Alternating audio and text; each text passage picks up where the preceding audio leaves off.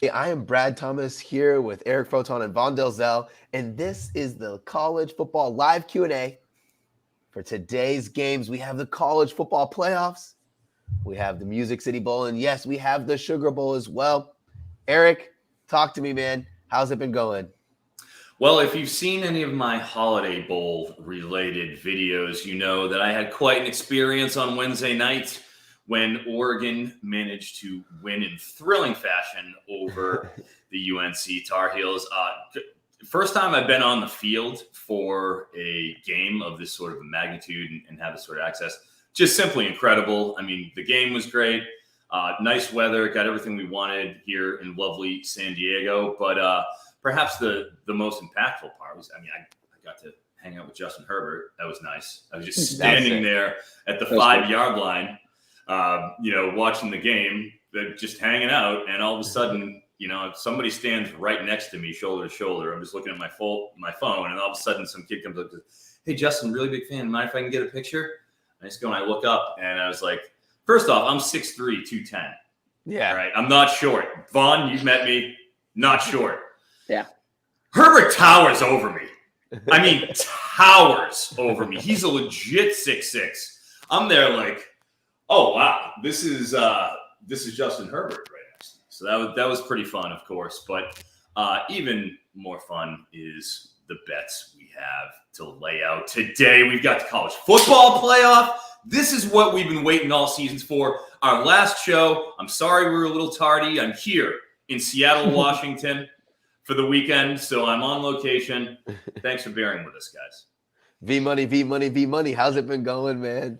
Today is a crazy day for me. As you guys know, we have all types of things going on today. But what we have is football, though. That's what we're going to focus on here and turn our days around into a positive fashion. But yesterday was an insane day in college football. I mean, obviously Clemson went down. UCLA lost to Pitt. What in the world happened in that game? I couldn't believe what I was watching. And you got Notre Dame and South Carolina. I mean, Ohio, Wyoming, overtime game.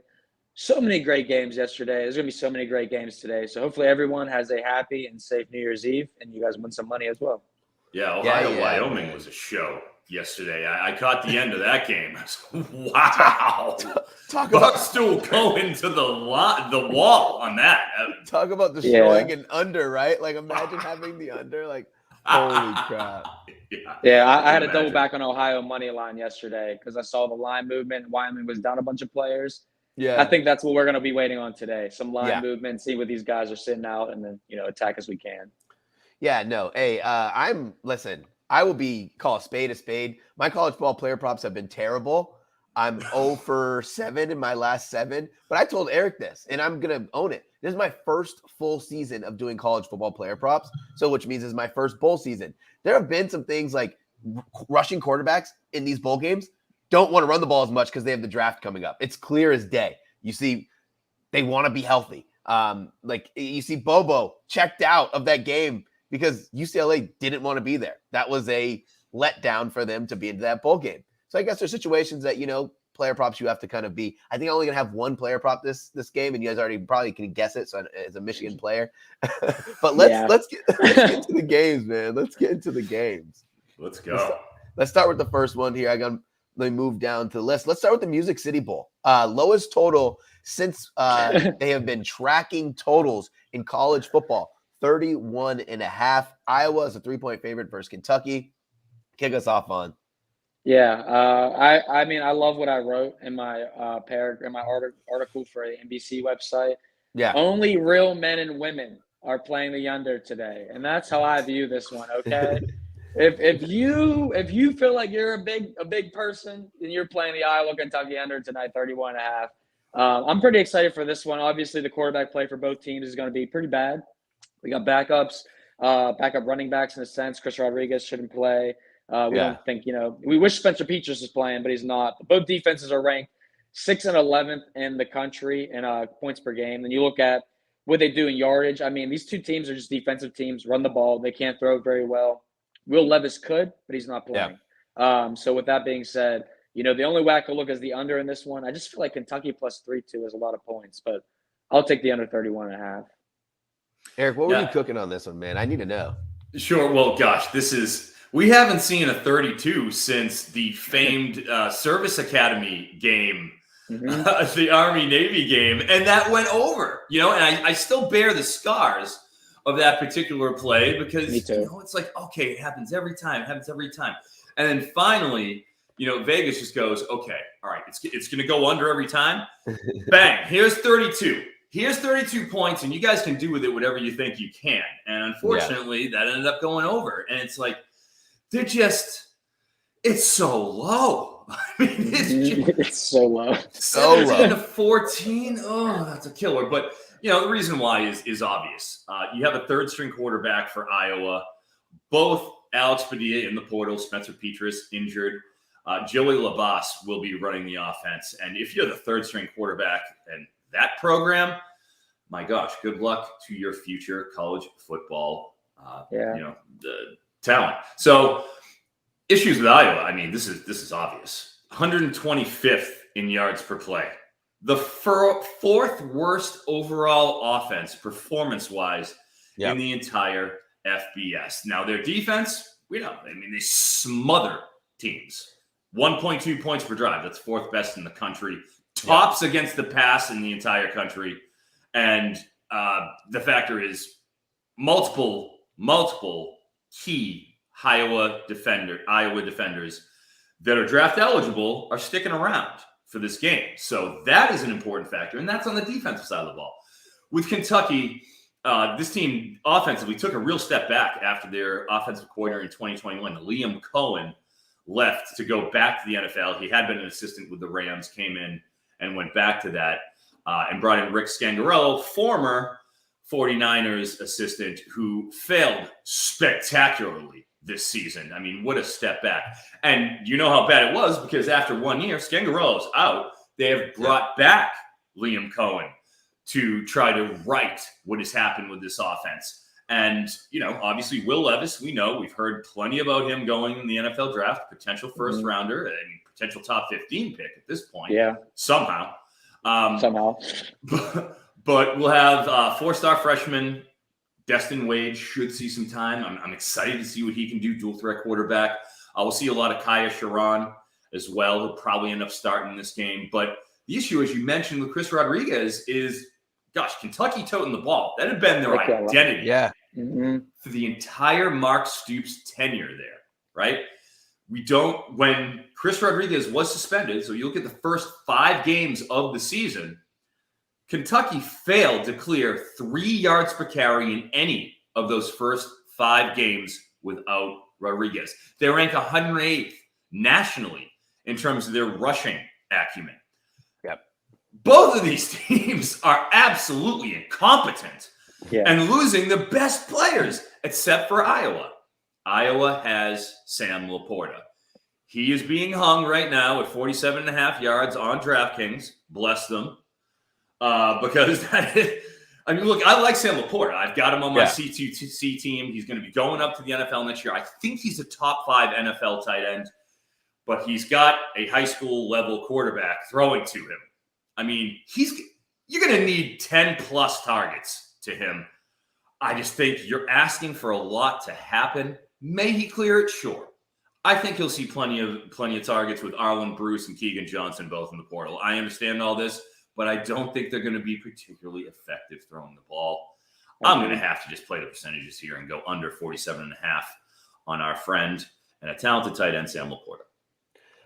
For me, this was an interesting one, right? Like, there's so many unknowns in this game, but you guys touched on it a little bit. What we know is that this Iowa defense is great.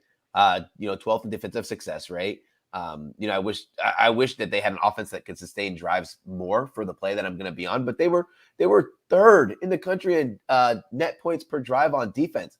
So we're going against a team without their starting quarterback, without Rodriguez, without Kavasier Smoke. Like, how does Kentucky score when teams that were fully loaded with talent scored points? So it leads me to an easy play that I'm going to make, and it is Kentucky first half team total under 6.5 points. I don't think they're scoring a touchdown in the first half. And if they do, I'll be the first person to give up their kudos and say, I lost this bet. But this is a stout Iowa team who surprisingly didn't have a lot of opt-outs for the NFL draft on this defense. So that's my play on this game. Do you guys have anything else before we move to the next one? If you plan on taking a nap today like I am, this is the game to do it. Yeah. Well, the problem is you're going to miss the Alabama game then. Yeah, as you say, they're at the same time. They're both nooners. That's why. Listen, they put this game at noon because they didn't want to give it its own window. Sorry for any That's exactly right. Exactly. Sorry for that. All right. Before we move on, guys, first I want to invite you guys to ask your questions here. We're going to be able to answer them throughout. And then if you're watching, whatever you're watching on, smash that like button, smash the subscribe button, because we're going to continue to bring heat even into the offseason, even in next year. We're just ready to give you guys as much knowledge and data as possible. Let's move over to the Sugar Bowl. We have Alabama versus Kansas State. Alabama is a 7.5-point favorite. Some places it's moved up to an 8. I just put the consensus at 7.5 and total set at 56.5. I'll kick this one off. Alabama. Listen, I do think Alabama is going to cover, but in my article, I wrote I wrote Kansas State +7. This for me is the most confusing game in terms of what is Nick Saban going to do in terms of personnel, right? Because we talked about this. I know Eric and I talked about this when Alabama played Michigan after missing out on the college football playoffs. They absolutely destroyed them in the bowl game. Like it was a dismembering. But then I thought about it. The quarterback was who? Jake Coker? No, it wasn't Jake Coker. I can't remember. It wasn't a day one quarterback. The top wide receiver was out. So he was like the top wide receiver wasn't out. So he was already out due to injury. So they were like loaded with a lot of players sitting out. Like I tried so hard to remember back to that game. Like, and there was just so many good players who weren't first top 10, 15 talent. So does Bryce Young play the entire game? Does Jahmyr Gibbs play the entire game? Does Will Anderson? Like the list goes on. Moody's in a sling, so he's not playing. I just don't know. I think that this is an opportunity for Nick Saban. Win or lose, it's going to be a lose-lose situation. They go out there and they blow Kansas State out.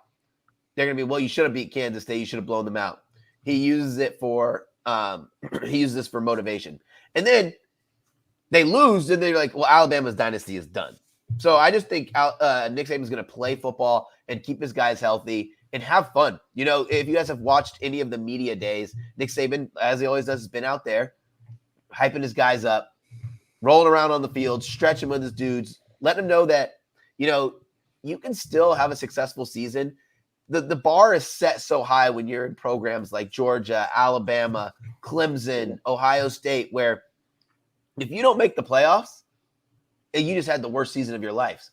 You know, it's one of those things where Nick Saban has to always kind of remind his guys because internally that conversation is a little bit different. So that just, it was making me so confused. It kind of led me to Kansas State where, you know, Alabama is treating this as a business trip, but they're still having a fun time. They're still doing what they need to do. Yes, it was Mac Jones at quarterback for Alabama. Thank you, Jason K. I couldn't remember. As you probably knew, I had way too many cocktails. And since I'm on the Citrus Bowl committee, I got a crap ton of tickets. All my family drove down. We were like 15 deep. So, why didn't you tell us about the Citrus Bowl hookup? So I did not remember the game in its entirety. I just remember a blowout. Oh, the Citrus Bowl committee. I didn't know you were a big baller like that, Brad. Jeez, okay, next year. Citrus Bowl on the calendar. Squad trip next year.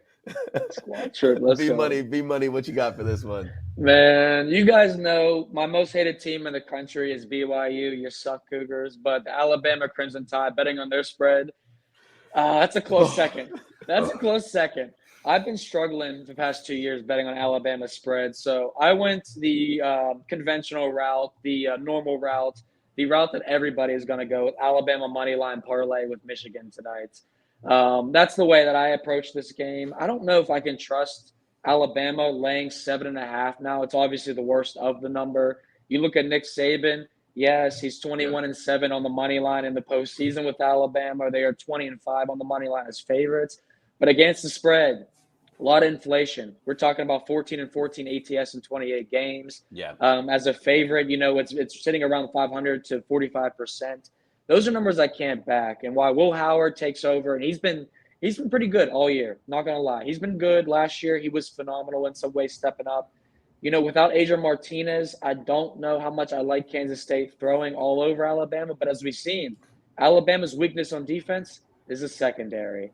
And that is the one avenue Kansas State could probably cover in this game. So I lean Kansas State plus a 7.5 now is the best number to be backed in the Wildcats. But I'm going to play Alabama, Michigan money line parlay. I got that at minus 120. It's minus Ooh. 130 now. And, yeah, I like that. I think the big dog should win today. That's tasty. Eric, what you got for us? Eric, I saw your props come over. Yeah. And there's one that I'm absolutely smashing with you. I'm gonna be at the bar before the college football playoff, and I go out there. So go ahead and tell me, lay it on me, man. Well, first off, buckle up. I got a few props for this game, so I'm gonna take the conch shell, much like in Lord of the Flies here, and I'm gonna dominate this thing for a little bit. Okay, first let's start with the QB, Will Howard. We mentioned it. Mr. Howard, in 2020, we saw Skylar Thompson, who actually backed up Tua Tagovailoa this year and actually had a quick start. Backed him up. He was hurt in 2020. In comes Will Howard as a true freshman and frankly did as good a job as you could possibly imagine for a true freshman QB being thrown in the fire like that in a pandemic-shortened season without a spring to really even get acclimated. I mean, he played great in 2020.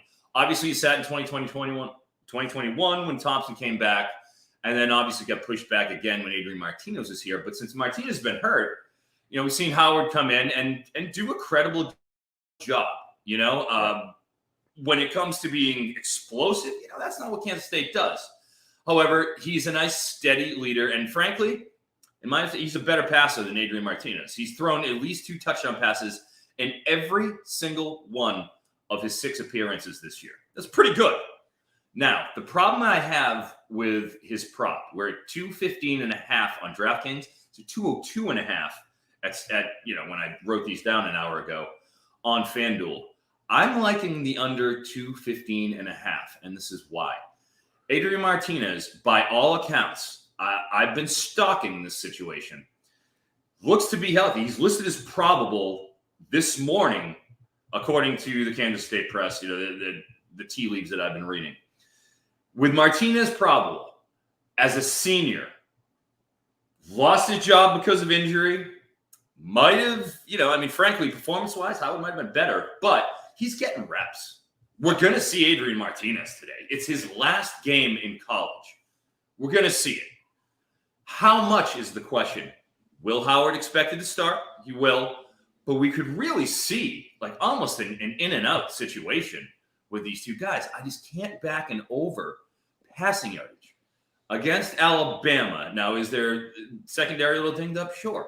But we're still talking about a ferocious pass rush. And we're talking about a Kansas State team that in each of the last 4 games, they've only cleared 27 pass attempts once. And it was last game against TCU where Howard went 18 of 32 for 199 yards, all right? Yeah. 6.2 yards per attempt. It's not a high-volume passing offense. To get to 215, we're going to need him to be down. We're going to need Howard to play every snap. They're going to be chasing. And a lot of things have to go perfect in order for that to happen. If it's close, game script isn't going to allow you to get there. 2 QBs. I'm backing the under for Will Howard at 215 on DraftKings. Next, Deuce Vaughn. Okay, let's go down the Kansas State list here. Listed at 108.5 on DraftKings. Now, that's important because at Prize Picks, which generally leads in the market because it's a parlay only, it leads. And he's been up for a little bit. He's been hit down to 97.5 on that market, which is, a leading indicator. Typically, the other books follow from there, and they're ultra cautious about doing it. That tells me that the winds are blowing under on Mr. Vaughn, of course. Throw in the fact he's 5'5". He's like 170 pounds, maybe $175. Is he going to be doing the between the tackles work that he would be in the Big 12 against a loaded, motivated, scorned Alabama, whereas Brad mentioned Nick Saban went full hellfire and brimstone the last time they missed it, and he was upset. You want to know how Nick Saban feels about this? All you have to do is go back and watch his interview that he gave on the eve of the selection committee, where his whole thing was, look, would we be favored against TCU?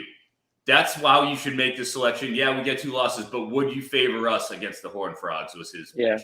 And you saw his face. He was pissed about this whole thing. I feel bad for Kansas State for what he's going to do out there. This is going to be a statement game, I think, from Alabama. I like them win, but Deuce Vaughn at 108.5, I think they're probably better off attacking the edges here as opposed to just, lunch pail, bringing it between the tackles with a 5'5", 175-pound running back. You need to scheme him open for this sort of things. I just don't think that approach is going to work. I'm going to take the under. I'm going to go on DraftKings as advised at 108.5. I love that value. Not as great at 97.5. Of course, you got to shop the lines and take what's available to you there. Deuce Vaughn under. I'm going with one more under here for Kansas State in case you're reading which way the wind is blowing. Cade Warner is listed at 40.5 yards on DraftKings. DraftKings has been high on this game. They're high all around. On the Alabama side, I'm going to be switching over to FanDuel because I like what they've listed there. But for Kansas State, we're not getting Cade Warner on FanDuel, okay? And if you look over on Prize Picks, he's 32.5. They got him at 40.5. I know it's juiced to the under, but look, this is how it is. Conference championship game against TCU. He got 10 targets, which is by far the most he's gotten all season. 5 receptions. On those 5 receptions, he gained 22 yards. Okay? That's because he's the safety valve in a lot of ways. Him, Ben Sinnott. But even though he's lining up outside, he's not getting as many reps as he had been, as Darius Davis. Not Darius Davis, as Phillip Brooks and Malik Knowles. And when it comes to his ADOT, he's a check down option. And he's a check down option that doesn't get yak. Okay? 4 yards after catch last game. 2.5 the game before. 1.5 the game before that. 3.5 the game before that. 1.2 the game before that. We have the last 5 games. He's just getting the little screens. He doesn't stretch the field. And if you don't stretch the field and you're not a run after catch guy, what are you? A safety valve. You simply can't take the over on 40.5 yards. I think it's a smoking play. I love Cade Warner's under 40.5. On Alabama, Cameron Latu, tight end, listed at 30.5 on FanDuel. One of my pet peeves when it comes to just all props betting, and this is over 5 years that I've really been hammering this, is tight end unders. You got to make it count if you're taking a tight end over. You got to get somebody who is going to be running the seam routes vertically and is going to somehow have some sort of ability to get the ball and move with it. I just don't see this happening with Latu. He isn't getting the kind of volume you need. He isn't a real priority in the offense. Again, this is a talented Alabama team, as we all pretty much know.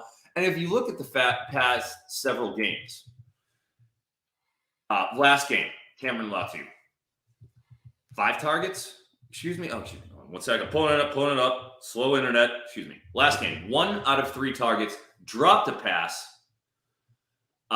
Was in pass blocking for quite a few of his snaps. Game beforehand, 3 of 4 for 38. Fine. That's an over. Ole Miss, understandable. Game before that, LSU, we know what happened against LSU. My problem is Mississippi State gets 3 targets, catches 1. Texas A&M, 4 targets, catches 1. Arkansas, 1 target, period. It's really inconsistent in terms of his usage. And even though he's on the field, we saw last year in the bowl game, Jaleel Billingsley, barely used. Barely brought him out of the mothballs. He had 1 catch for 12 yards. Game before that, again, not a lot of targets for Latu.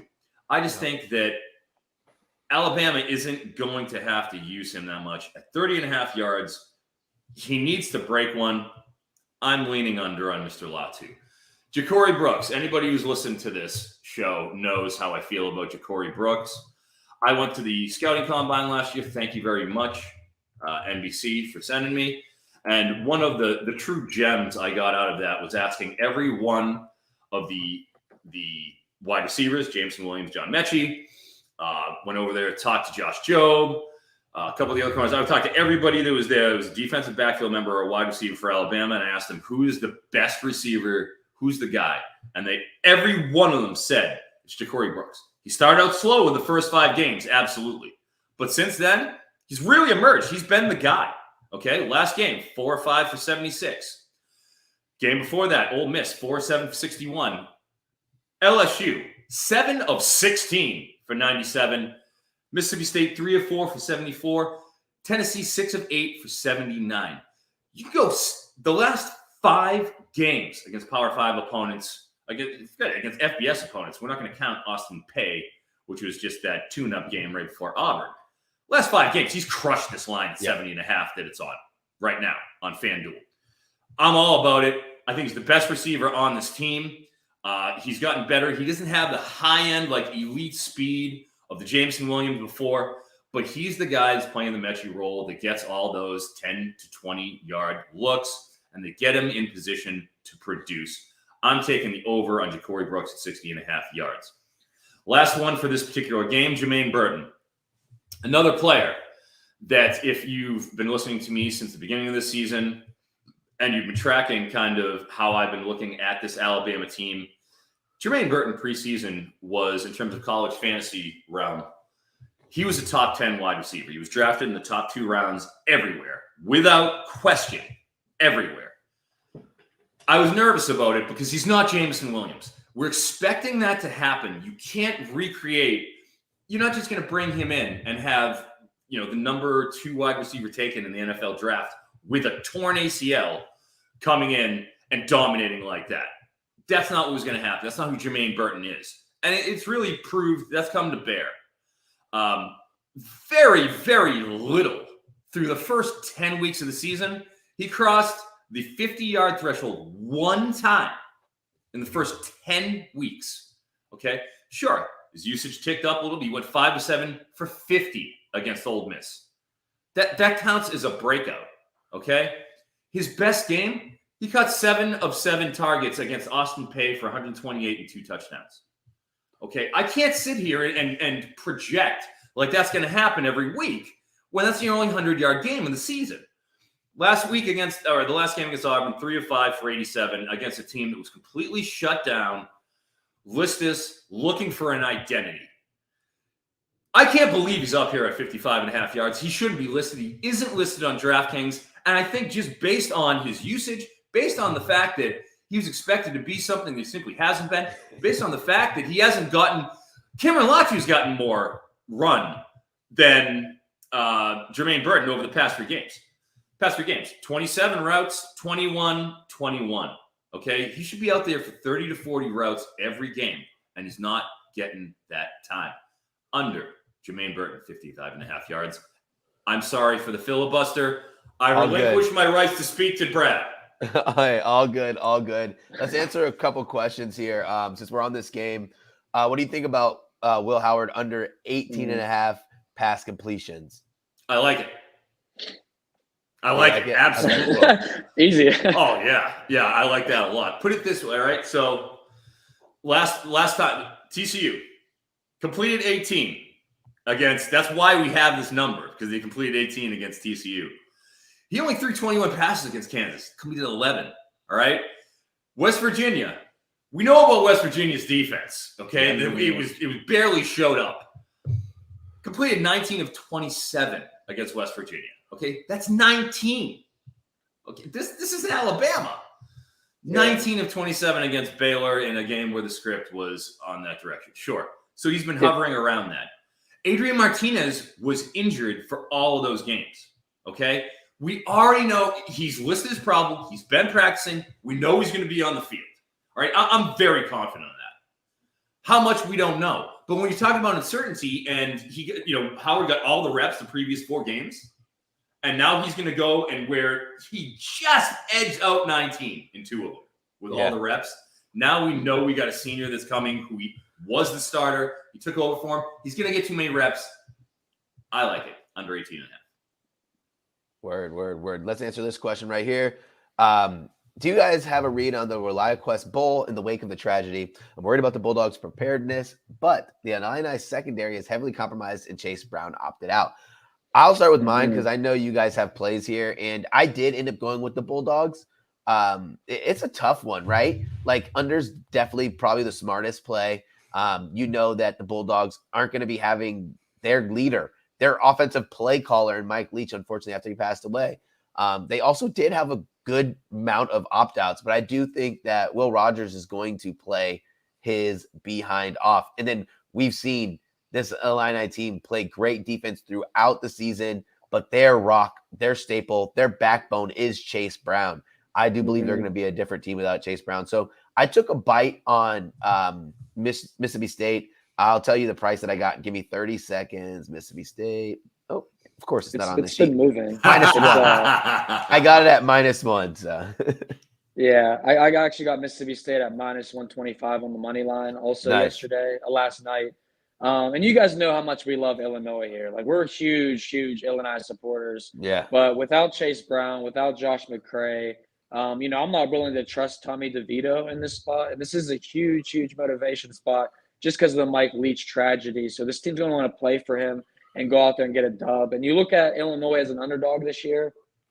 I did write about the under 46 for our NBC articles because Illinois as underdog 4 times this year, the game scores finished at 36, 40, 43, and 44 points. All 4 of those are under the 46 total we have here. I don't think Illinois scores enough points to hit the over, so I like Mississippi State on the money line here.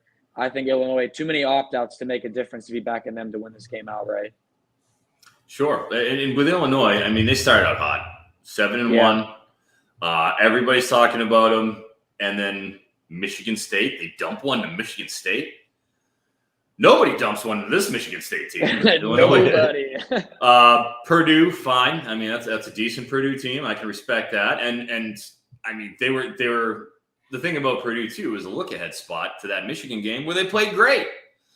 Had a 46% win expectancy. I mean, it was essentially a toss-up. But as you mentioned, we have Sidney Brown, who is Chase Brown's brother, and Devin Witherspoon, both out. Devin Witherspoon's a top cornerback, Sidney Brown, top safety from that secondary. But, at the same time, Illinois, top-rated defense nationally in EPA per play and yards per pass. They only allowed 5.5 yards per pass attempt.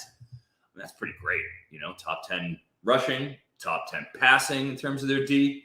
But they do lose their defensive coordinator, Ryan Walters, who left to become the head coach of the aforementioned Purdue. So, I mean, that's something to be factored in too. So you're missing a member of the secondary, you're missing their defensive coordinator, who, frankly, like a wunderkind level of play. I mean, there's a reason why he got a head coach gig after this. He was spectacular, his play calling. And but when it comes to, my actual play for this game, Illinois, we know what Illinois does. All right. And if there's anything this bowl season is kind of imparted on me, it's teams revert to what their identity is when players are out. You have a great receiver that's out, whatever, you're going to revert to your identity. And we know Illinois' identity. It's very clear. In their last 11 games, the under has gone 7-3-1. All right. In fact, 46 points is the highest line that Illinois has faced in the last 10 games. All right. So the only exception that all of them went under, and most of them went under. And the only one that really was an issue was Nebraska, which was 50.5. That was the highest line that they'd seen in these past 10 games. And it went under because Nebraska, with Mississippi State, as mentioned, new head coach, Zach Arnett, former San Diego State defensive coordinator. Give it up to my Aztecs. But we know when defensive coordinators become head coaches, the offense is kind of put by the wayside. They have what they want to do, and it's just, again, it comes down to identity. So with him taking over, Mike Leach was the offensive coordinator, the play caller, the offense. He ran the whole show. He wasn't a guy who delegated a lot, to his assistants when it came to his scheme. So they're going to have people taking care of that have never done it before. And when it comes to, inexperience on the offensive side of the ball, missing 2 of their top 4 receivers, defensive team they're playing Illinois, real restructuring, I just think you have to back the under here. Yeah, that's good enough for me there. Let's go Mississippi State. Let's go under. Let's hit them both. Let's move into the next game. Give me 30 seconds. Playing the role of the producer today, I think I'm doing a pretty good job. You're doing great. Thank you, Brad. Yes. Thank you. Let's move over to the college football semifinal, TCU versus Michigan. And I'm sorry that I'm losing my voice. I've been going to a ton of college football games these past couple days, and I can't stop screaming. So, all right, here we go. TCU versus Michigan. Michigan a 7.5-point favorite. Total set at 57.5. Okay, I'm just going to lock this in because I'm going to drive me crazy if I don't take it. J.J. McCarthy over 18.5 rushing yards because we have seen time and time again TCU get annihilated by mobile quarterbacks. J.J. McCarthy should have cashed at 18.5 for the last game he played, but he didn't run until they wanted to cover the spread. And that leads me into my next play, Michigan minus 7.5. Doggone Harbaugh loves to cover spreads. It's like his bread and butter. But I talked about this a couple times this game where there's so much to love about Michigan, right? But let's talk about TCU for a second. And this is taking nothing away from them. TCU in 5 games this season have had post-game win expectancies of less than 65%. A couple of them, they were in the 40s in games that they won. And I didn't even include the Big 12 championship game. They're going against this Michigan defense that's going to lean on them. If Michigan takes a lead, it's hard to beat Michigan. Why? Because they run the ball really well behind the best offensive line in the country. It's not going to be one of these, Michigan didn't move the chains. Looks like they're punting. TCU has a chance to cut it down to a 7-point game. If they're up by double digits, they just drive, run. That's where you see guys like Blake Corum, Donovan Edwards just go off with those big runs because it's tiring to go against that offensive line. They create holes and they're just bang and bang and bang. So I'm on Michigan minus 7.5. Go ahead with us, Vaughn. What you got? Yeah, I was just on my Instagram pulling up J.J. McCarthy quotes because if you haven't seen what TCU said, they said we want J.J. McCarthy to beat us with his arm. Yeah. We don't want Michigan to run all over us today. And J.J. McCarthy said, well, that sounds like ASMR to me. You just love to hear it. I'm going to go ahead and air it out on this team. So, yeah, let's go Michigan. I do like J.J. McCarthy and how he's played lately. You look at 700 total yards in the last 3 games, 7 touchdowns. Of course, you look at his passing numbers. You might not be ultimately impressed, but when you watch him, you see what he's really about. And I think that he's been coming into his own to say. And obviously, we always talk about Blake Corum when we're on the show and we're talking about Michigan. But J.J. McCarthy is making his own name for himself. And you look at TCU's defense, not in love with it. 31 or more points in 5 out of 13 games this year. Obviously, the Big 12 took a step back in offense this year, but it still was a good conference overall. I just look at Michigan's team total at 33.5 and think, you're asking the Wolverines to get 4 or 5 touchdowns? Like, they can get 5 touchdowns in this game against TCU. Gets a Big 12 defense. So I like Michigan's team total over 33.5. I played the money line with Alabama money line today. I wouldn't talk anyone off the minus 7, 7.5 either. Yeah. Sure. Eric, I know you have a laundry list. Go ahead, man. I'm ready for this. Gosh, yeah. There's a reason why I go last because I got to get a million of these in. When it comes to Michigan, I mean, look, they won every single game this season with a win expectancy of 96% or more, except for one, and that was the aforementioned Illinois game. Yeah. That is a dominant run. I mean, they had to beat Penn State. They had to beat Ohio State in that run. I mean, you really have to give them credit for that. But, and gosh, even in the wins, against Illinois, keep in mind, they shanked 2 punts, all right, of 22 and 30 yards that directly led to scores. Ronnie Bell, all right, had to return another punt, 40 yards, all right, which, they had to help. They needed that. They just needed a lot of things to happen, okay, in order to have that game be close. With TCU, you want to talk about a tightrope walk. rope walk. You talked about it, Brad, a little bit. 4 games this season, they had a sub 50% win expectancy, and they managed to go and somehow get 3 of those out. Obviously, one of those losses was the conference championship. Yeah. Look, they're backing into this. You know, they got out physicaled clearly on that line by Kansas State. They beat them up straight up. You know, you can't sugarcoat that. And you're going to come in here and tell me that you're going to go and you're going to face Michigan's back-to-back, not just this year, last year too, Joe Moore, award-winning offensive line, was the best offensive line in the country 2 years in a row, and are just absolute road graders there. TCU, 52nd against the run, 53rd in EPA per play. You're asking a lot for them to go and be able to trade blows with this Michigan team. I mean, I just think it's – you just ask it. I just think it's too much. Okay, yeah. So I am, backing Michigan. But when it comes to what we're here for me, is you guys want to know what I feel about the props. So yes, let's move over to that and let's attack some of these lines. First off, I want to lead with this. Donovan Edwards needs to be discussed. Opened up on Prize Picks on December 15th. I know, because I went and I looked at my tickets when they opened up, and I knew the exact date, time. Yeah. It was December 15th it opened. So this opened over 2 weeks ago. Donovan Edwards hung out at 105.5 rushing yards for about, out of those 2 weeks, about 13 days. And over the past 3 days, as soon as DraftKings dropped it, we've seen that line change. Because even though it hung out at 105.5 on, the parlay market for 2 weeks, DraftKings opened it up at 136.5, his over-under Donovan Edwards. Wow. Whoa. Big open. It has since gone down. They're on 128.5 on DraftKings. It's right now at 123.5 on FanDuel. That's the best line you're going to get right now, day of game. So you take that on FanDuel and you take the over. Because as we've seen with Blake Corum, as we saw the last 2 games where he ran for over 400 yards combined in 2 games, Donovan Edwards, Michigan's going to run the ball. And this isn't against Illinois they're running the ball against. This is TCU. This is not that level of defensive front. I don't see him stopping Donovan Edwards. I don't see it happening. He dominated a pair of better teams last time. And sure, Ohio State, he had those 2 big runs late when they had 9 men in the box.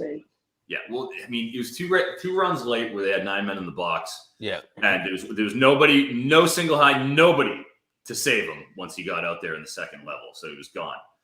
I just don't think TCU has the horses. I love Donovan Edwards going 123.5 over. Next, Kendre Miller on the other side, for TCU. Had a great run, had a real nice little run there for a while, Mr. Miller. Can't take it away from him. He started out the season like gangbusters. I like him in terms of his projection in the NFL. He's a very good running back. It's nothing against him. But if you've seen the past couple of games, TCU, it's catching up to him. I just feel like all these things that went right, I feel, are catching up. All right, so let's go to the last 3 games. So we'll go from SMU on. He had a run where out of 8 games, he went 7 of those games, he went 120 yards or more out of 8. 120 plus, 7 out of 8, just dominating. And then you get week 12, 13 in the conference championship week. So week 12, Baylor. Absolutely locked down run defense. I don't think, it's Dave Aranda, excellent play. Slow, everything about it. 10 carries, 41 yards for Miller. Following week against Iowa State, again, slowly paced, defense-oriented, poor offense with no Brock Purdy and Breece Hall. 15 carries, 72 yards. And then last week against Kansas State, or the last game, 17 carries, 82 yards, and a touchdown. His line is currently 73.5, opened at 77.5. Again, Michigan. Will they be needed to use Kendre Miller? Absolutely. If they get down quickly, though, look, they're going to abandon it. If they get down, they're going to have to do something. And they're not going to be able to get away with running up the middle on Michigan. You know, Mozzie Smith is going to be waiting for them there in the middle, number 1 or 2 on the Bruce Feldman's freak list. So I just think that you can't credibly take him to go over. If you think it's a no play, that's fine. He's listed at 74.5 on DraftKings, 73.5 on FanDuel at -114. On DraftKings, I think he's -130, -135 even possibly. Oh, yeah, it's moving. Look, all right, give the yard and take the -114 on FanDuel. I usually like to take the yardage and I'll sacrifice, but look, it's 1 yard. So I'm taking 73.5 under on Henry Miller on FanDuel. We could also see Amari to Mercado. Who knows? And plus, again, when it comes to identity, this is a Sonny Dykes coach team. If they need to throw, then, if they're down, that's what they'll do. And again, rotating quarterbacks. They're really quick. Sonny Dykes is really quick about abandoning the run. Really quick. So if we get a lead, like we could see Kendre Miller just only being used in the pass game. And again, if we see Adrian Martinez, when Adrian Martinez is in there, he runs the ball too. He's not going to go throw the ball on Alabama. Guess what? Not happening. So you're going to see him go, and then he's taking away some of those carries on those, RPOs. So just too many factors involved for me to really back him. And then lastly, we're going to go with, again, here we are with our boys, and I have to take a wide receiver in this game. I mean, there's just too many of them there, and I'm incentivized. I'm going to go with Tay Barber. For TCU, he's listed at 32.5 on FanDuel. I think it's 26.5, I want to say, on DraftKings. It might have moved a little bit. You're going to obviously want to get over there on FanDuel because all their stuff is -114. Unlike DraftKings will juice their stuff to -140. FanDuel pretty much they'll move the line and they'll keep it at the -114 most of the time. So all things being equal, you're going to get better odds there. Just giving you a heads up. Last game, Tay Barber. Kansas State, as we know, didn't start. 5 targets, 3 catches, 26 yards. Game before that against Iowa State, again, did not start. Only played 4 snaps, so was dinged up. Didn't get a target. Game before that against Baylor, his salad game, 5 of 5, 108 yards. Congratulations. He broke a 77-yarder. That's it. That's where you're going to get out of Tay Barber. If he goes and he catches a quick slant and just houses one, well, that's how he's going to cover this. If he doesn't, there's too many. He's not going to get there. He doesn't get enough volume. Previous game before that, Texas, 3 of 3 targets for 9 yards. Listen, again, it's Michigan. Each of the past 3 games, Tay Barber didn't start. Yeah. He was listed as a part-timer, came in, and it was rotated through. Played some snaps, but he didn't start any of the last 3 games. Listed at 32.5 yards. Hasn't hit that in 3 of the last 4. Tertiary option in this offense. Playing one of the best defenses in the country. You've got Quentin Johnson on one side. You've got Darius Davis, who's also probably more explosive than Barber. I just think what those guys do, they bring to the table. Both of them are better than Barber. Give me the unders. Let's get it. Let's move over to the next game. This is the game that I'm going to be at. So if anybody's going to be in Atlanta, let me know. We're going to be heading to game time a little bit early. We can link up. DM me on Twitter at Mr. Brad Thomas. Sugar Bowl, Alabama -7.5. Oh, shoot. Sorry. I'm not going to be at the Sugar Bowl. I'm going to be at the Sugar Bowl. I'm going to be at the Peach Bowl. I'm going to be at the Peach Bowl. Ohio State versus Georgia. This line is plummeting down. Georgia is a 6-point favorite. And I want to talk about this real quick. There's like 82% of the money on Georgia spread. And I know we don't want to buy into like the movement and all this, but this is one that needs to be talked about, why it's moved down so much, because normally line movement has been pretty correct on Georgia that we've seen all season. I'm on Ohio State. I actually wrote about this, guys, at 7. For me, this was a tough game either way, right? Because we have an Ohio State team that kind of crept into the playoffs. They needed some luck. They needed USC to blow their lead. They needed Caleb Williams to get hurt.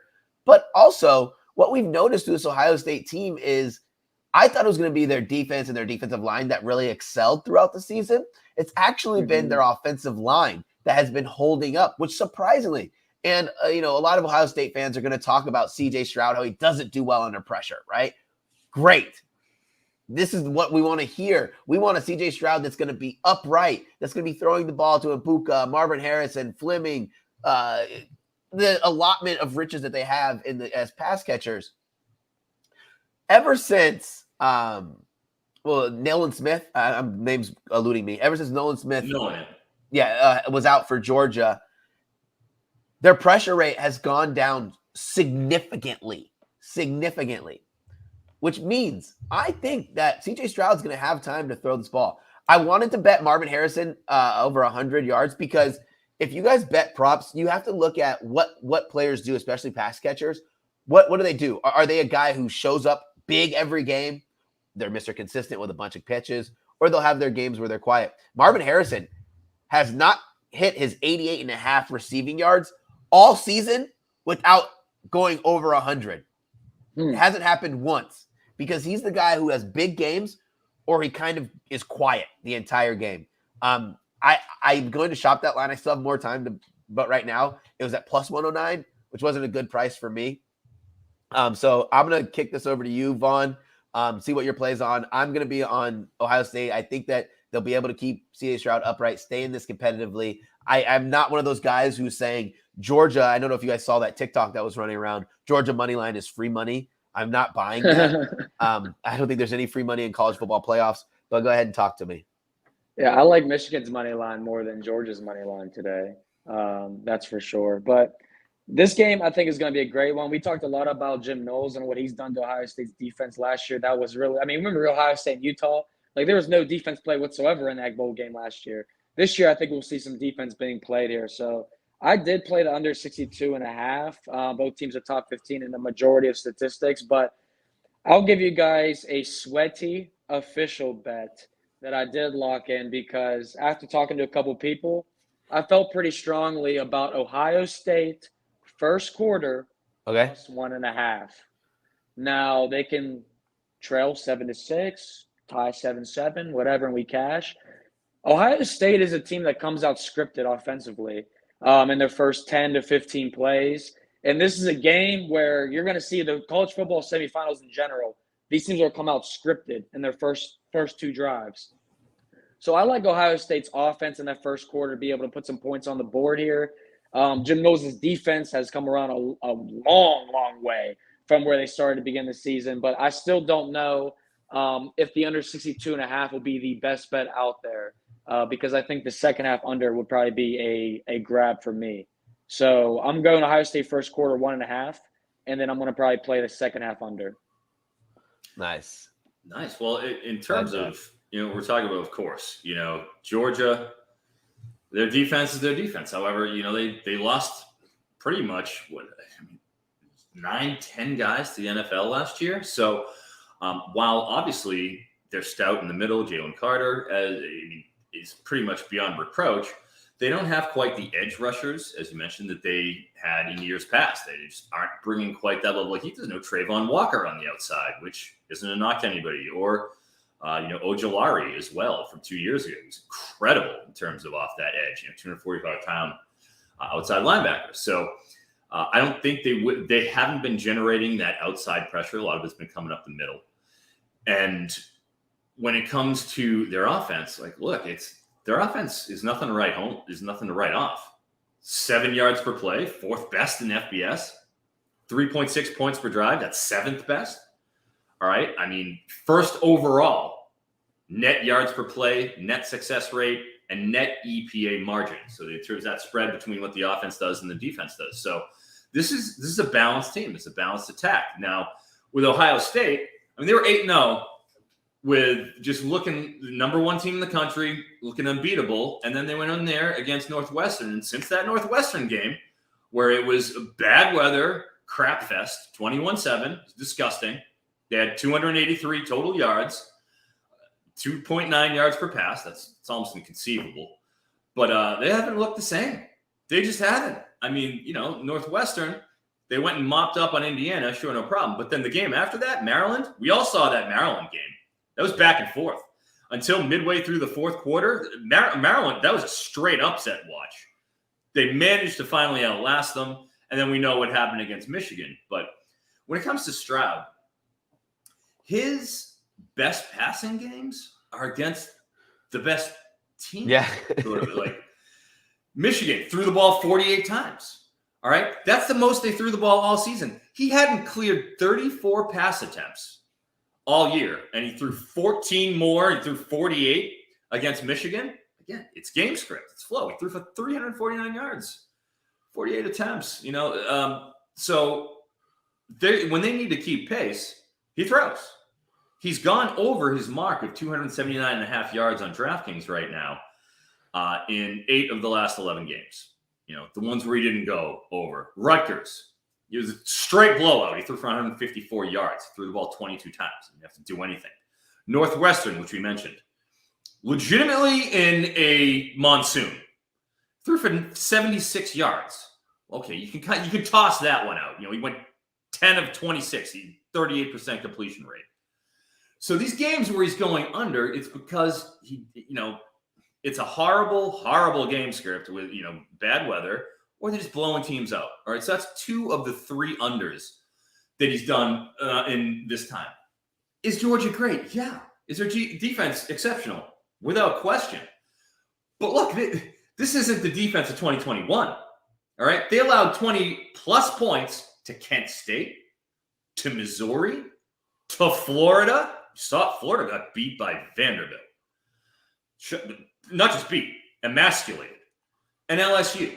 It's 4 teams who you look at and you're not exactly, blown away by, and they're putting up more than 20 points on this Georgia defense.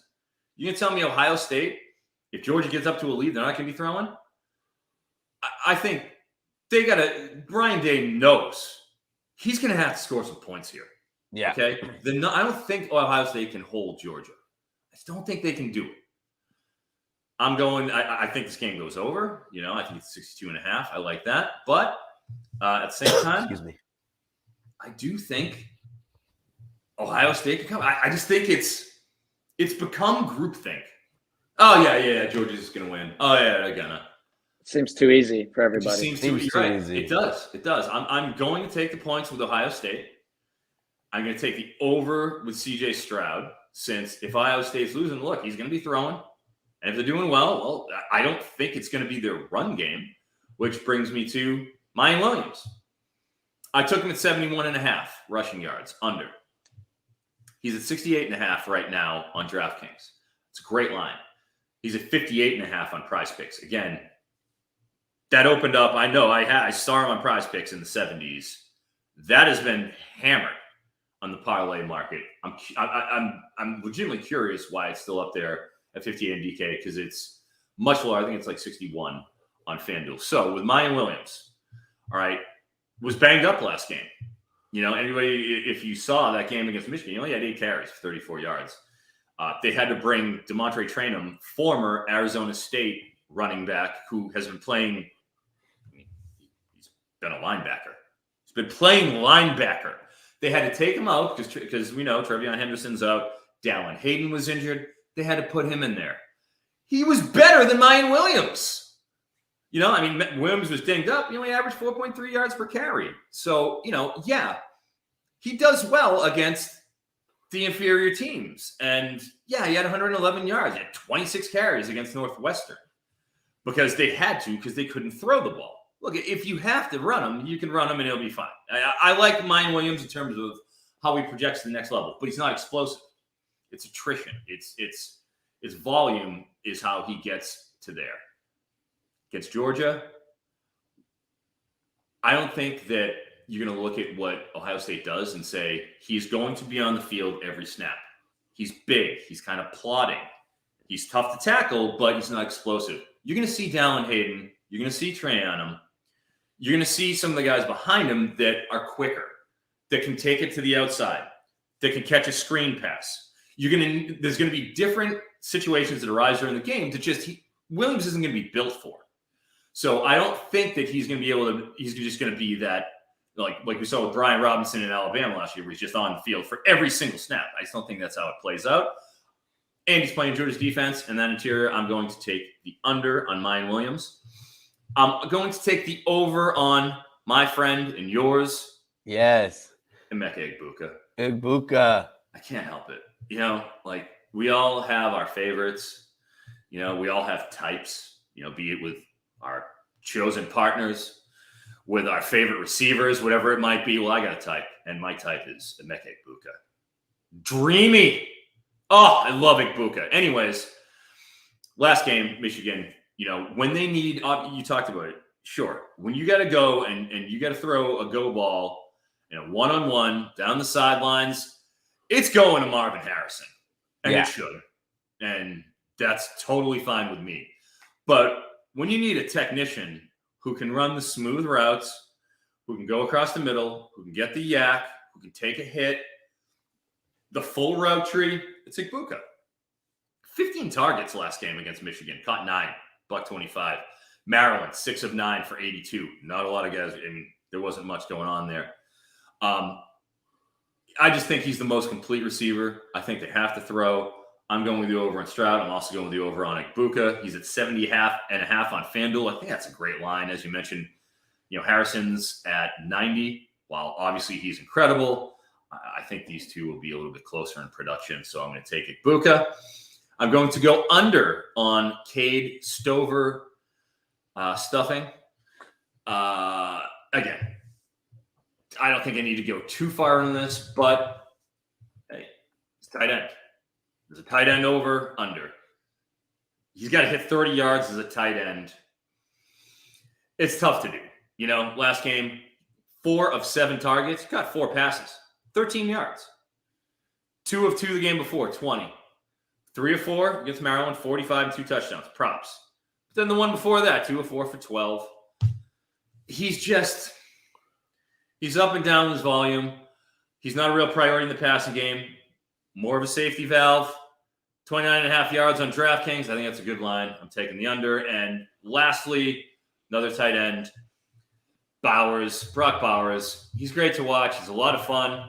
You know, I'm nothing against him as a player, but you know, quietly, Bowers doesn't clear the 58.5 receiving mark nearly as much as I think, you know, his reputation would lead you to. Yeah, sure. He cleared it in the conference championship game, 81 against, LSU, but 20, 10, 41, 24, 154 against Florida, 15, 36. All right. So if you're keeping score, you know, out of his last 7 games, he's gone under, last 8 games, he's gone under 6. Is it important? Yeah. Is it a big game? Yes. But 59 yards is a good amount of yards for a tight end. I'm going to go under on him as well. Awesome. V-Money, go ahead and give us your final picks before we wrap this show up.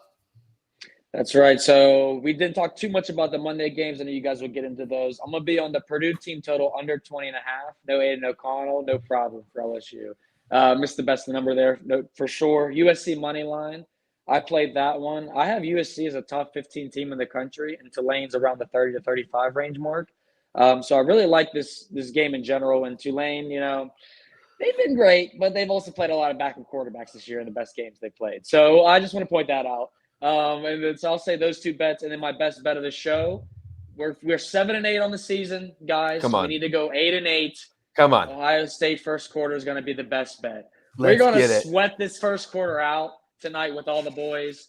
You know, I'm about to leave right now. I got people texting me saying I'm outside.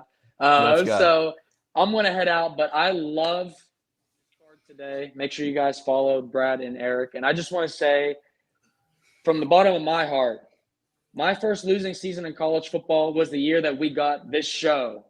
And it has not bothered me one bit because I love working with Brad and Eric so much. And the viewership that we've had with you guys, everyone coming in, NBC is going to give us more next year. We're going to be able to do more with this show. So I just want to say thank you from the bottom of my heart, from everybody. And I hope you guys have a happy and a safe New Year's. Don't do anything that Eric and Brad wouldn't do. Peace out, V-Money. Peace out, V-Money. I'll see you guys later. Later, my brother. Well, All right, Eric, let's just quick run down our plays for those last games, and we can bounce too. That's good. For the last games, oh gosh, yeah. In terms of Penn State, Utah, I like Penn State.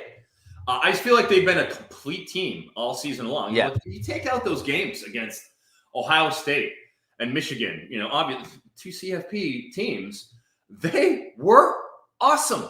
Awesome. Yeah. They dominated everybody. They had, Purdue gave them a good run. Fair.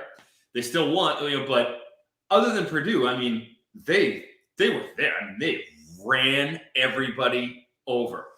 And when you look at, their team, they aren't missing too many guys. Sure, Parker Washington's out, but yeah, most of their team's still around.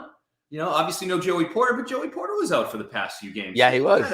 They've adjusted a little bit, and still their defense is one of the best in the nation. PSG secondary, 5.9 yards per pass, 6th in the country, 11th in EPA per play. They're great. And on the other side, the Utes, we've seen Cam Rising. He was banged up a little bit. All right, First 6 games, he was great. I mean, he was real good.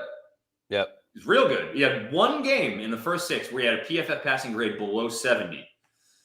In the past 5 contests, he's had just one game above 70 for a PFF passer grade. Yeah, that's rough. The defense has been taken advantage of on the ground. Oregon ran all over him. UCLA, no problem at all, but doing it on the ground. Penn State, Katron Allen, Nick Singleton. You said it. Those are my guys right there. Katron Allen, Nick Singleton. Those are my guys. So I'm on Penn State as well. I'm on Penn State as well. State. Like, you have to look about their defense. They rank 18th in defensive success rate, 10th in net points per drive. They've been stout. And you said it, like, a lot of casual – this is my best bet, by the way, guys. A lot of casual college football fans – and I don't say casual as like a rude way. Like, the guys who don't have time to break down and watch every single game. That's what I mean. They will say, well, Kayvon Lee's out. Well, Porter's out. Like, Kayvon Lee is the third option in that running – in that running attack. And Porter has been banged up. Like, this Penn State is complete. I'll move over to Citrus Bowl. Purdue versus LSU. I'm an LSU minus 14. I did write this before Keyshawn Butte was out, was dropped it out, but I'm still sticking to my guns. I think in a matchup, I will be fine taking Nesmir in this game for LSU. And also, it's not about the LSU passing attack that I am backing. It's this run game that's going to be good. And then on the other side of the ball, it's Harold Perkins, the orchestrator of that defense. You guys know I love that guy. He is going to be a stud for years to come if he stays healthy. So it's LSU minus 14. And then I'm going to give my last pick. Not betting OC. Tulane minus 1. I just can't trust that they're going to go out there and roll Caleb Williams out there. So it's no Caleb Williams, no Jordan Addison. We already know Travis Dye's been hurt. I just going to believe what's going on in Tulane and they get this job done. Like, this is a USC defense. If you guys want to see the chart, I'm just going to put it up on my Twitter page to show you all red. Their defense is all red. Their defense is god awful. So I'm going to trust they don't get it done. Give me your last 2 picks, and then we can call it a day. Well, you know what? How about this? We have those games on Monday. Yeah. We don't have any props on the Monday games yet. Okay. I'm gonna sit tight and wait and put out a nice little couple video plays. For the record, before we get out, I'm actually, in terms of my video plays in bowl season, where I put out video or I put it on Twitter, outside of the show, I am a cool 6-0. 6-0 on my video plays. Where if you see my face up there with the siren, before Monday comes, those are my plays, and I'm 6-0, and I'm going to save it. I need to go 7-0. I want to go 7-0 on my video plays for the social media plays this season. So I'll have something out there for the Monday games. I'll make sure I put something out there for that, and I hope to be able to go 7-0. But much like Vaughn, I do want to just have a little soliloquy before we go. This has been an incredible year. This is my 4th season at NBC Sports. I have been begging to do a show like this on Saturday morning live show so I can geek out, and do props, do stuff like that. And, for whatever reason, obviously there's a lot of programming and stuff on the Peacock, and we weren't able to do it before. But the fact that we got this season has been an absolute thrill. I mean, an absolute joy. I look forward to every single Saturday morning out there on the West Coast. For me to look forward to an 8 a.m. live show call time on the West Coast on a Saturday morning, it's got to be special, and it has been. Just as Brad, just as Vaughn, two guys who, you guys are both my friends in real life. Yeah. You guys are my friends. Like it's not like I'm being sad here. Like, okay, I'm gonna go and do this with Brad and Vaughn again. No, it's not like that at all. You're my boys. I'm just so happy and thankful of NBC for letting us do this. And let me personally assure everybody who's listening to this right now, you look at me right now, there's more to come in 2023. Yeah. I am orchestrating a meeting, coming up with some of the big boys, some of the big wigs at NBC Sports, where I'm going to be presenting an aggressive content plan for 2023, where I am ready to go out and get on the road and do what needs to be done to make sure that NBC is where it needs to be heading into Big Ten after dark. Oh, yeah. In 2023. I want to be on those sidelines. I want to be Marty Smith, giving you the anecdotes that we all need and giving the little spice of those broadcasts like you want. You want to be entertained on those broadcasts. Pat McAfee has revolutionized what a sideline person can do. 100%. Right? And my God, I want that. Give it to me. Give me that shot and let me entertain you on Big Ten after dark next year. So anyways, point is, I'm taking big swings. I'm making some big ass of the executives at NBC Sports, which we have great bosses. We're very, very lucky, everybody involved there. But none of those asks would be possible without you guys watching us and supporting us.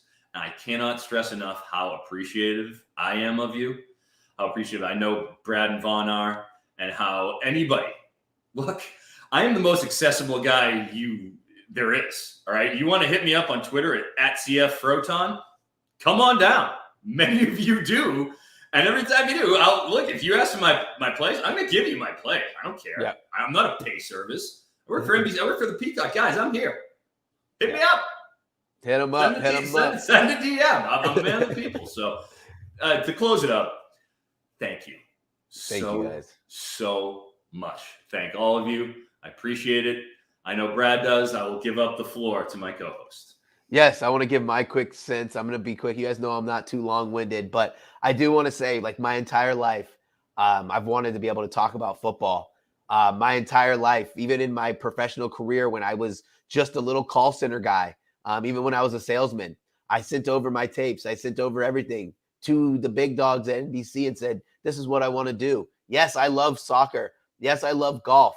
But there is no better joy than sitting in front of people who are listening to you talk about college football. So I thank you guys from the bottom of my heart for allowing me to do that all season, and I'm excited for what the future holds. I will sign off for Eric, Froton, and Vaughn Dalzell. I am Brad Thomas, and we thank you from the bottom of our hearts. Have a great one, and Happy New Year. Play college fantasy football.